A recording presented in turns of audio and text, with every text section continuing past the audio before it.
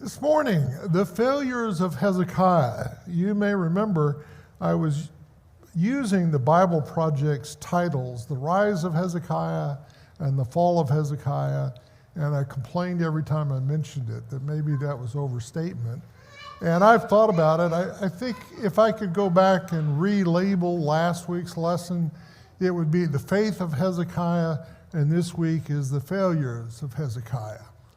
So turn to Isaiah 38, verse 1. And I'm only going to read sections. I'm not going to read everything as we go along. I'll pick out what we read. But as you begin the chapter, you have in those days. Now, what does in those days tell you? What?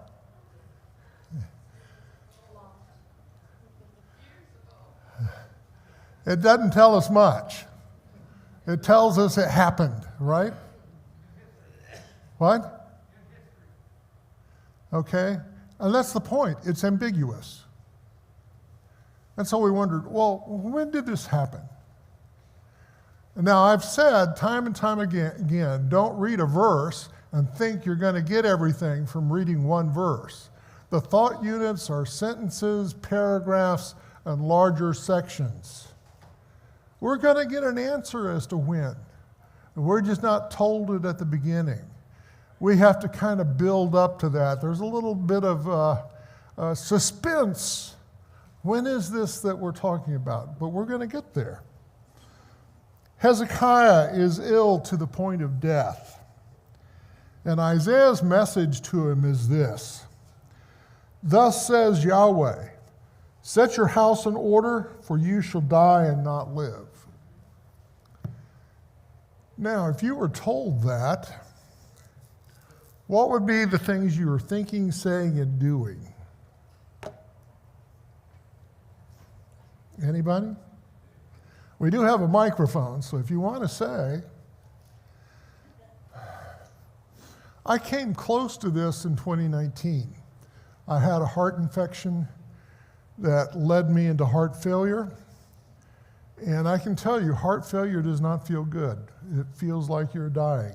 And you are if they don't get to you in time with surgery. And the problem with me was I was very unstable. And the doctors had to be honest with Kathy and with me. He might not live to surgery. So this is as close to what Hezekiah had said to him as I've come. And you do pray. I prayed, I want to live. I also prayed, I know I'm in your hands, and that might not be your will. And I trust you no matter which way it goes. That was my prayer. But my preference is, made certain God knew my preference. And why? I wanted to be there for my family. I wanted to be there for my church family. So I kind of know, I've thought about Hezekiah's situation before. Anybody have any reflections on it? There's nothing like coming close to death to make you think about mortality a little more frequently. So, what did Hezekiah do? He turned his face to the wall. I think this is probably seeking privacy, and prayed to Yahweh, and he wept greatly. There's some tears. Now, I'm going to come back in a moment and say, how old was Hezekiah when this happened? Keep that in mind. If you know the answer, be willing to tell me how you know. But that's what he does. And here's the prayer, verse 3. Remember now, O Yahweh, I beseech you, how I have walked before you in truth and with a whole heart, and have done what is good in your sight.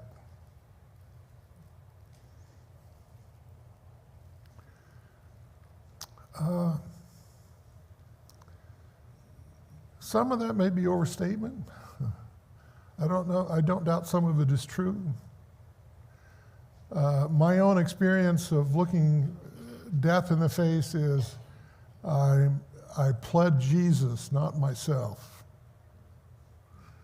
I knew that I could have always done better. I could have always done more. You could go through that. Don't go down that rabbit hole. It's my faith in Jesus. It's why I can stand before God. So the word of Yahweh came to Isaiah, and this is verses 5 through 6. Go and say to Hezekiah, thus says Yahweh, the God of your father David, I have heard your prayer. I have seen your tears. Behold, I will add 15 years to your life, and I will deliver you and this city from the hand of the king of Assyria, and I will defend this city. So Yahweh heard his prayer and saw his tears. He doesn't comment on the great faith that Hezekiah said he's had, and maybe that's a kindness. But he'll add 15 years to his life, and then we see this. He's going to deliver Jerusalem from the hand of King of Syria. So what do you now know about the wind?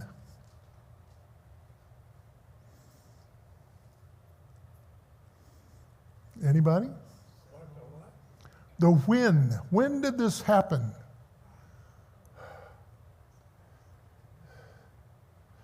Not when we are told, but what's the chronological order?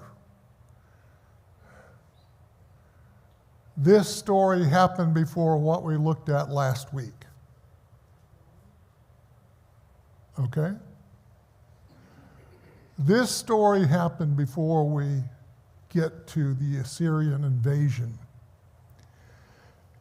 And we can kind of realize some of that in talking about Hezekiah's age. In 2 Kings 18:2, Hezekiah was 25 years old when he began to reign, and he reigned for 29 years. So what does that up to? 54.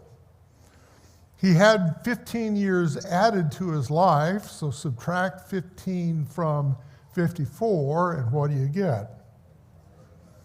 39. In chapter 36:1, we're told that what happened was in the 14th year of Hezekiah's reign. So add 25 to 14, and what do you get? 39. So whether we're subtracting 15 from 54 or adding 14 to 25, we get 39 both times. So here we have the events that go before the Assyrian invasion. You know, one of the ways to tell a story is don't always tell it in chronological order, right? And now we have some background to what we read last week.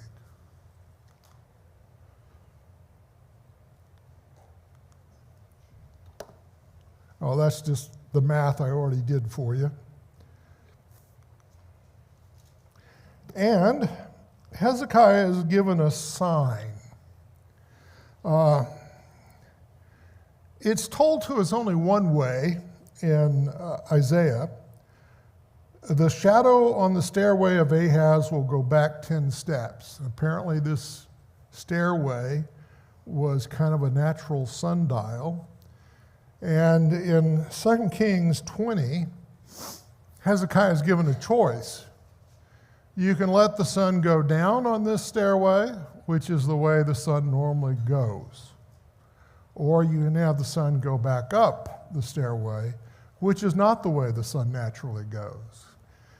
And so Hezekiah is given a sign. And he's given a choice in the sign, and he chooses the harder one, the one that requires a miracle, the one that requires God acting. Now, I don't know how God does it. I only know that he did. And so he has this sign. And by the way, getting a sign, does that remind you of anyone else in the book of Isaiah who's a king who's offered a sign? Say Ahaz. Say Ahaz. So we can kind of begin to compare and contrast these two men by a little bit of what's going on. So the shadow on the stairway of Ahaz will go back 10 steps.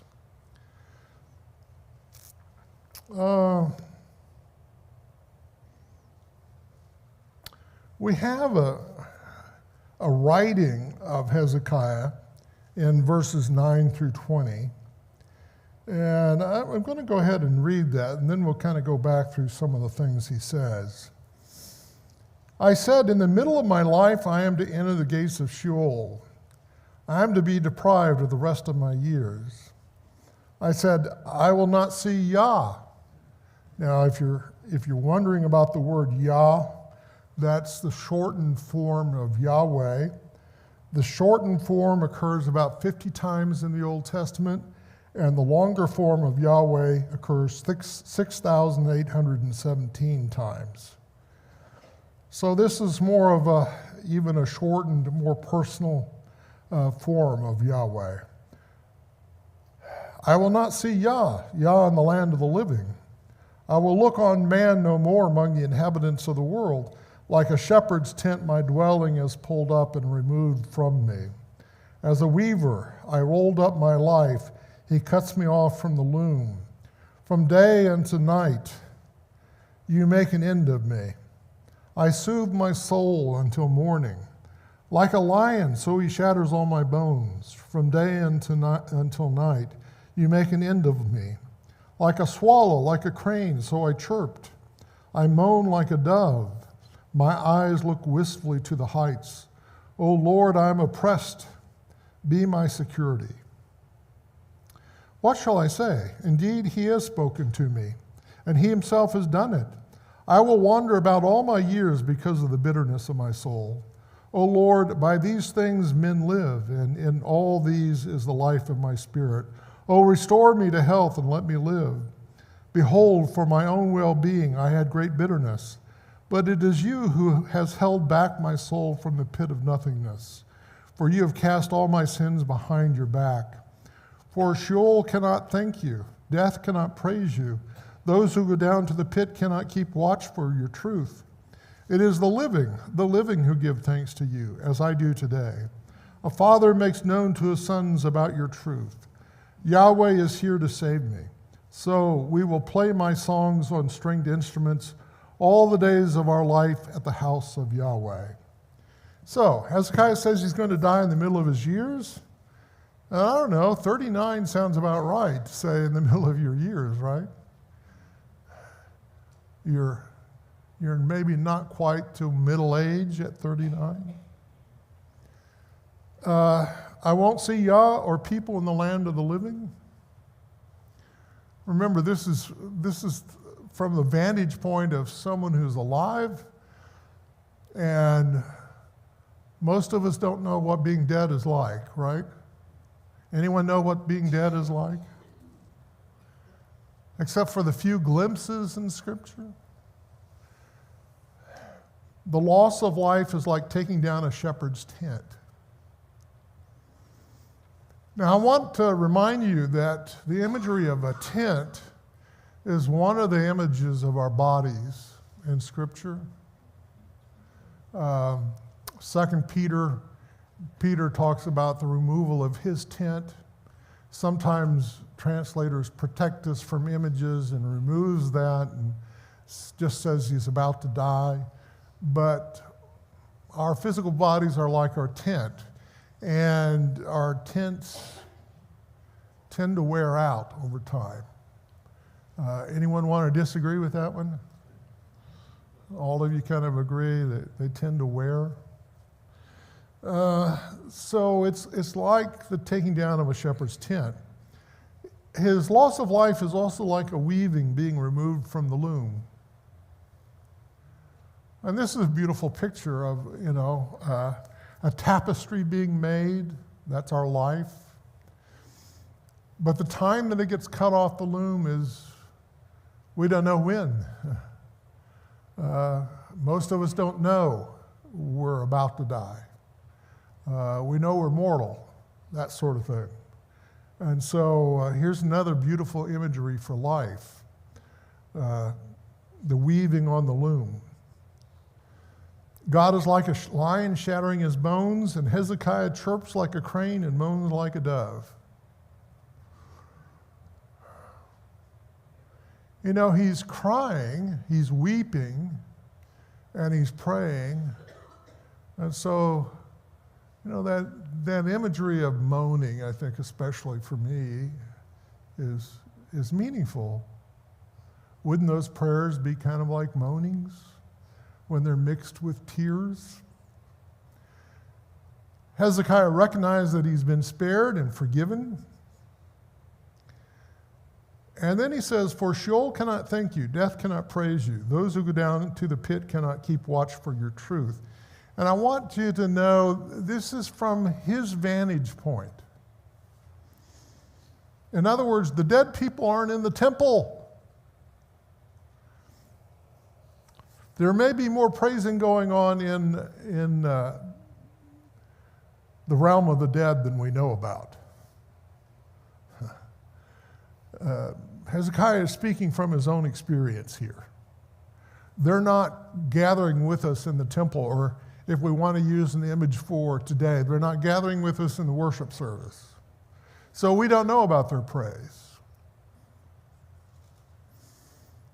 And then I want you to kind of underline this line. A father makes known to his sons about your truth. Because we're going to come back and ask, well, what does he do with his extra 15 years? Isaiah said in 38:21, let them take up a keg of figs and apply it to the boil that he may live. And we can ask all sorts of questions. Is this symbolic? Is this medicinal? And I don't know the answer. Hezekiah said in verse 22, what is the sign that I shall go up to the house of Yahweh? Again, the answer is not given to the question, but it probably has to do with the light on the steps of Ahaz. Chapter 39, beginning in verse 1. The occasion. Merodach-Baladan, son of Baladan, king of Babylon, sent letters and a present to King Hezekiah. For he heard that he'd been sick and was growing stronger. Now, what do we need to know about Babylon? It was against Assyria. Babylon was trying to get rebellion against Assyria. Hezekiah was glad about this envoy from Babylon. Hezekiah showed them his treasure house.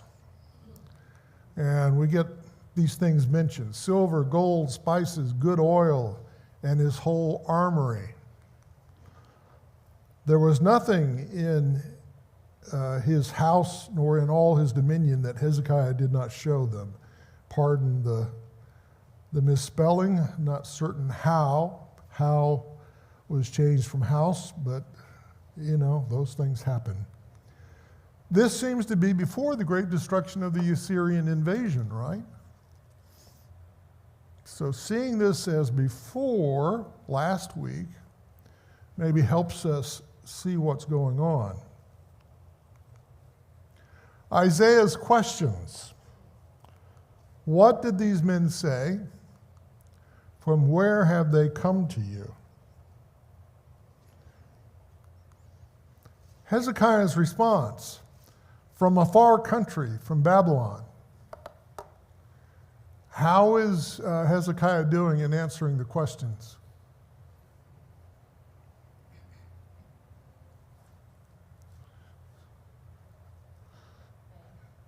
Huh? How is he handling the questions? Like a politician, he doesn't answer them. He answers one of them, but doesn't answer the other one, does he? Have you had politicians not answer questions before on television? Just asking. He doesn't answer the question, what did these men say? He answers where they came from.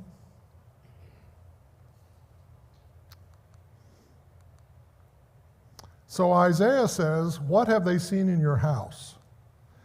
Hezekiah, they have seen all that is in my house. There is nothing among my treasuries that I have not shown them.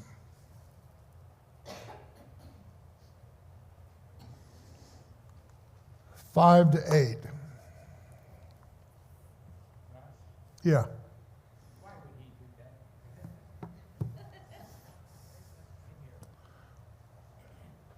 Frank asks, why would he do that? Well, why do you think he would do that? Okay, bragging is what Frank answered. Can you think of anything else relevant to the situation? What? Okay. Get Babylon on his side.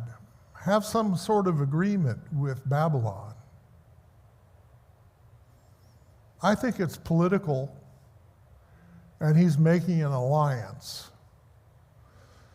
The text doesn't say it, but that, I think, is the implication. And what we know from last week's lesson is that Hezekiah rebelled against the Assyrians, and it was devastating.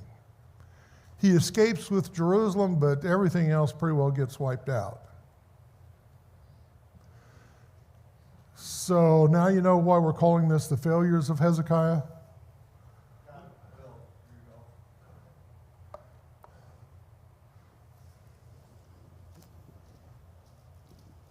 It may be that he's thinking he's not going to be around. Some of his people will be around, and he's actually setting up his people with some of the wealth that they already own.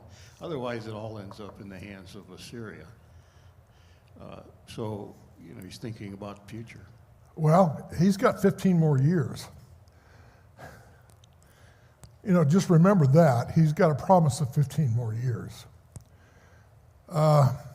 I think he's trying to deal with his political situation where Ahaz was the one who got them in with an alliance with Assyria. And Ahaz did that because Syria and the northern kingdom was putting pressure on him. And when he did that, he brought in Assyrian idolatry into Judea and even set up an Assyrian altar in the place where God's altar had been and shoved God's altar over to the side so it'd be there in case he needed to inquire of the Lord.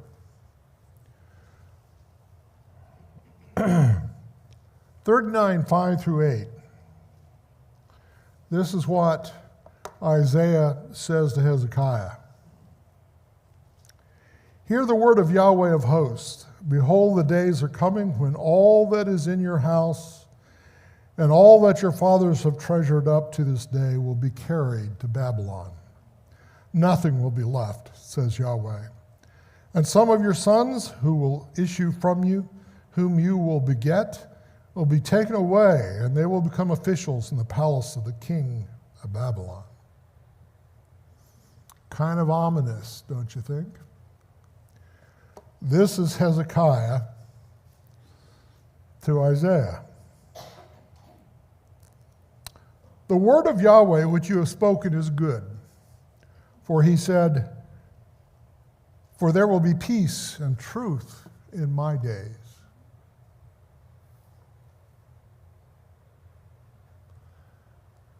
How does Hezekiah's response sound to you?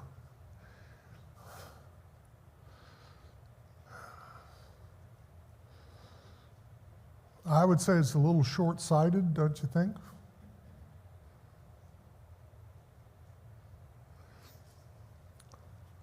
Now, let's go to another question.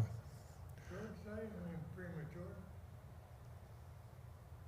Short-sighted means he's only thinking about himself and his own reign that will end in peace.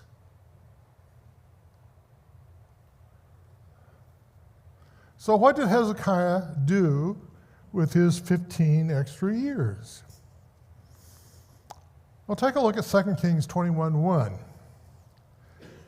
Manasseh was 12 years old when he became king, and he reigned 55 years in Jerusalem, and his mother's name was Hephzibah.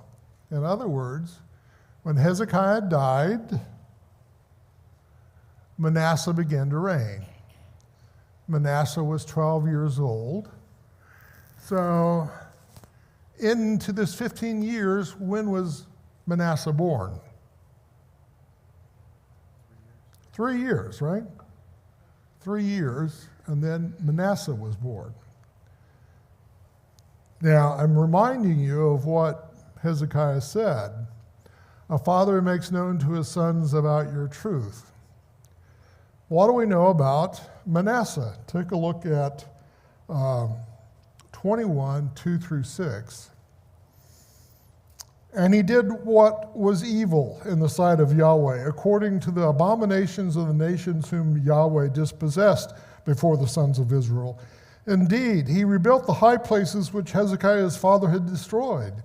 And he erected altars for Baal and made an Asherah, as Ahab king of Israel had done, and worshipped all the host of heaven and served them. And he built altars in the house of Yahweh, of which Yahweh had said, in Jerusalem I will put my name. Indeed, he built altars for all the host of heaven in the two courts of the house of Yahweh. He even made his sons pass through the fire. What does that mean? Just want to make certain you know. Anyone say it? Sacrificed them, killed them on an altar to an idolatrous God. Now, I have a hard time imagining that. What about you? I think we're dealing with great evil.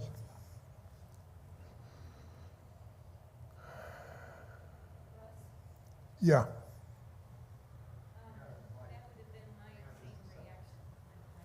Okay, wait for the mic, Linda.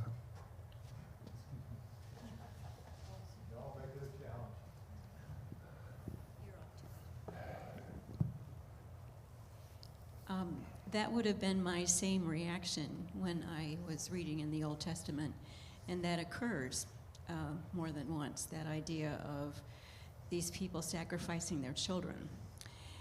And then I was brought up short, because abortion is somewhat the same thing. Yeah, I believe it is. Abortion is the killing of innocent life. Yeah, so we're kind of in that same boat. Yeah, I think we are. So he made even his sons pass through the fire, practiced soothsaying and interpreted omens, and dealt with mediums and spiritists. He did much that was evil in the sight of Yahweh, provoking him to anger. So he got involved in the occult. Now, take a look at 21:10-12.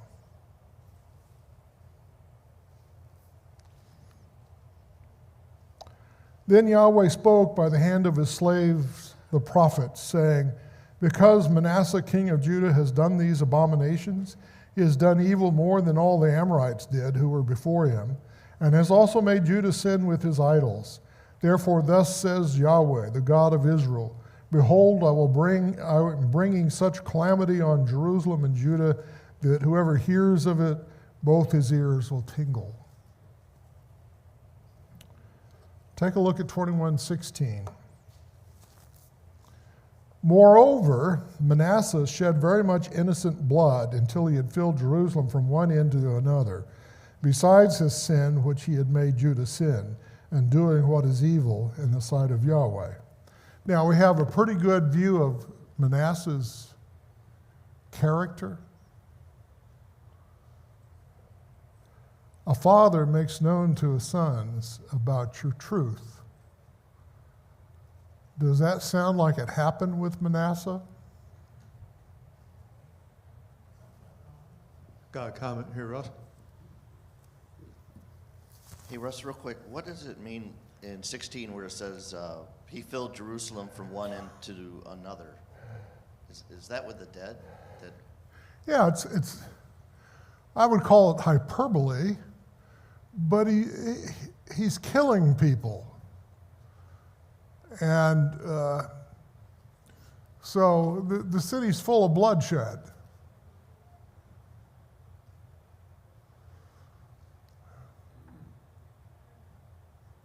I don't know what more to say than that. He's using his power of king to get rid of people he doesn't like. He's abusing his power. And that's what unrighteous kings do. Unrighteous rulers will abuse their power. 2 Kings 24:3. Surely at the command of Yahweh it came upon Judah to remove them from his presence because of the sins of Manasseh, according to all that he had done. So, the Babylonian captivity is blamed on the sins of Manasseh. Now, there's, one other thing you need to know, and I think I'm just going to summarize it, and that is, at 2 Chronicles 33, 13 through 17, Manasseh has been taken into Assyria, and there he repents. And he's granted to return to Judah. And there may be a lesson here for us. We might, in our life, have a great influence on other people so that they sin. And we come to the truth and change our ways. But the influence of my life for evil still continues in their lives. Because even though Manasseh repented, Judah didn't repent. Follow that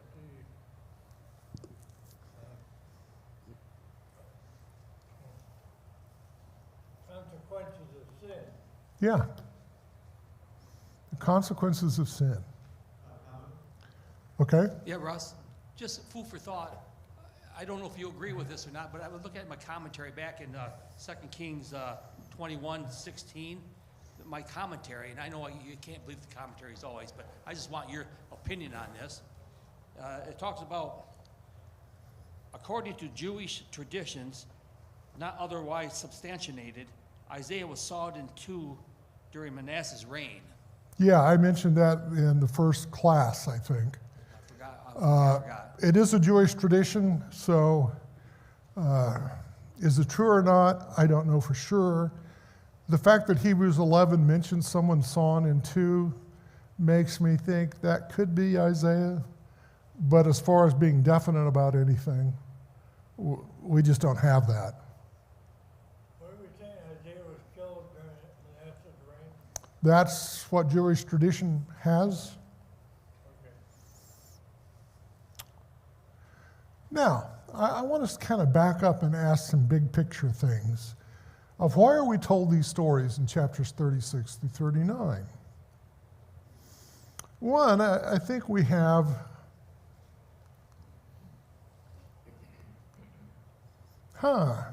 is it working up there? Oh, it's working up there. It's not working down here. Finally is. Ahaz was faithless. Ahaz was the one who brought Judah into a relationship with Assyria, which included the idolatry of Assyria. So we have Ahaz versus Hezekiah. Hezekiah had faith, and we see the great rescue of Jerusalem from Assyria, but the rest of the country is decimated.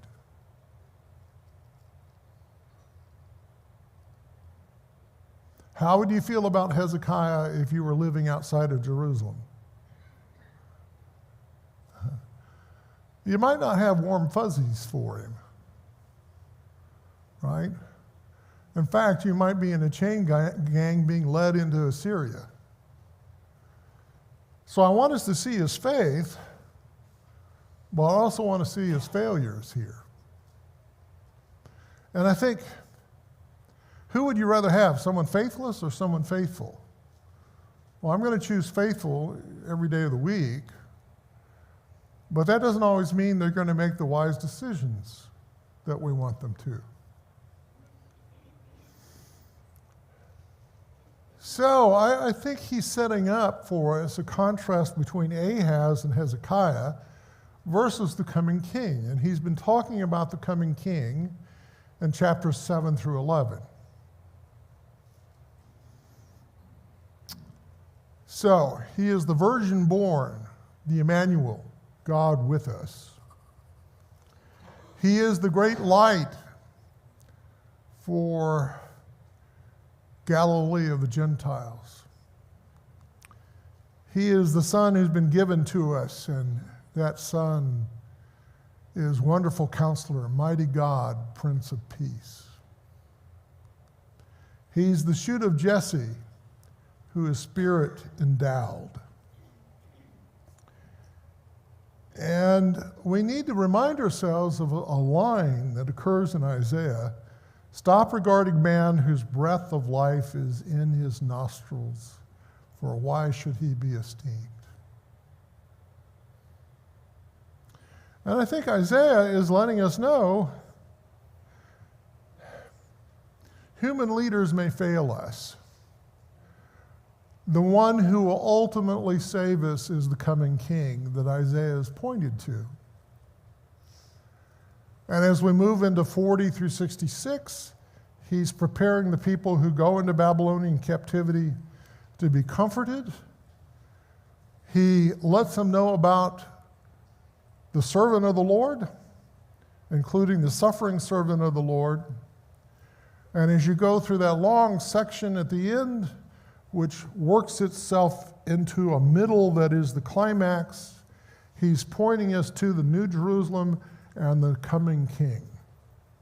And he's the answer.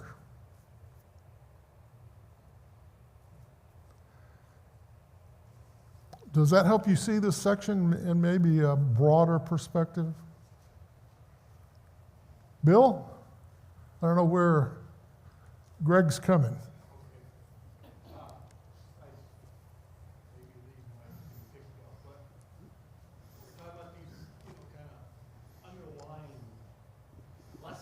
That we see, underlying lessons that we see here.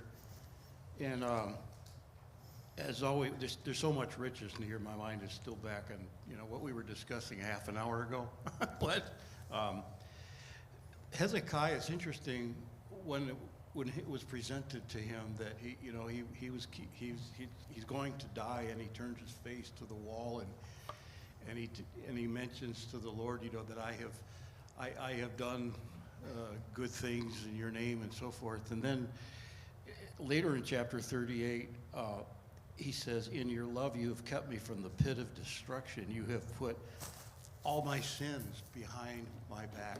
So here he's talking about this righteousness or this faithfulness that he's had toward the Lord when he's facing that wall, when he hears the news that he's going to die, but yet he's saying that you've put the sins behind your back. And it just reminds me of the times when my mind goes to something that I have caused along in my life, that I know my sin has caused problems for others, and I can't fix it.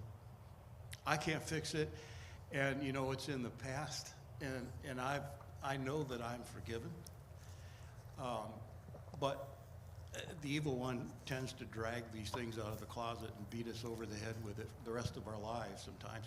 But here we realize that when God erases our sins, that's hard for us to really imagine. But when he actually erases our sins, they are non-existent. They didn't happen. They didn't exist. And it's the one time we can say that truthfully. It didn't happen. You know, we say something and that we're not supposed to see. Nothing to see here. Didn't happen. You know, but really, that is what God does, and that's what God will do. And so I know there's more to the story. He goes on and he lives some more years.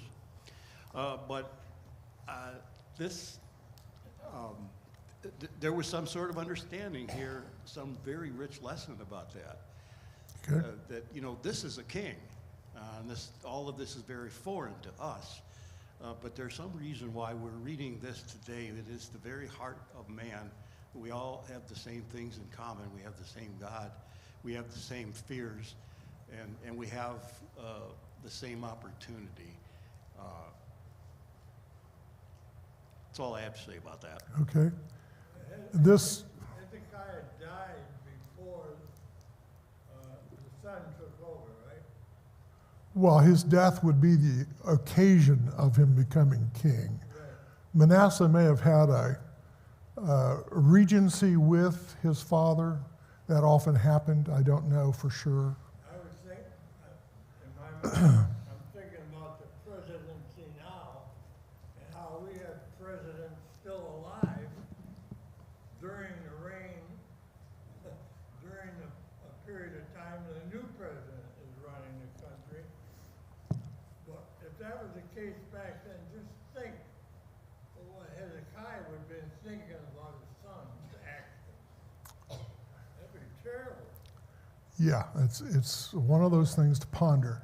This next quarter is going to be taught by three men, Steve Finney, my mind, Chris Adams, and Dan Preston. Steve, what are they to look forward to next week? First John, okay. You guys are going to do 1st, 2nd, and 3rd John? Okay, very good. So, Just a quick couple things. I see Charles has his hand up. Hands up. Yeah, go ahead, Charles. And then I got just something coming up on the next one. Russ, Manasseh was born at 12 years. He became king when he was 12 years old, yeah, which means he was born during the 15 years. that's the math. So if Hezekiah had died originally, Manasseh would not have been born? That's correct. But he is in the line of Christ. He is in the line of So- Christ. The extension was maybe to carry on. Get the idea? Yeah, I think you could argue that, although I suspect that there were enough sons of David along that you could have gotten a line from another branch of the family tree. But that's one of the things that's often said. It's so that Hezekiah's line can continue, that he was granted the extra 15 years. So just a quick outline. Thank you, Russ, for an outstanding study in Isaiah. It was a wonderful quarter great study. I want to thank Harris Fondren. He's not in this class, he's in the other class, but he's the one who coordinated our spring quarter and our teachers. So yes, Steve Finney will be kicking off 1st John, so in prep. We're going to study 1st, 2nd, and 3rd John. 1st John, 5 chapters, 2nd John, 1 chapter, 3rd John, 1 chapter. So that's going to be our study for the spring quarter. Steve is going to take the month of March. I believe Harris is going to take a week or two at the end of March, first week of April. Then Chris Adams is going to take the last 3 weeks of April, and then Dan Preston is going to finish up with 3rd John in May. So that is going to be our class, and then we'll go into our summer series. Thank you very much, Russ, and we look forward to our worship together here in just a few minutes.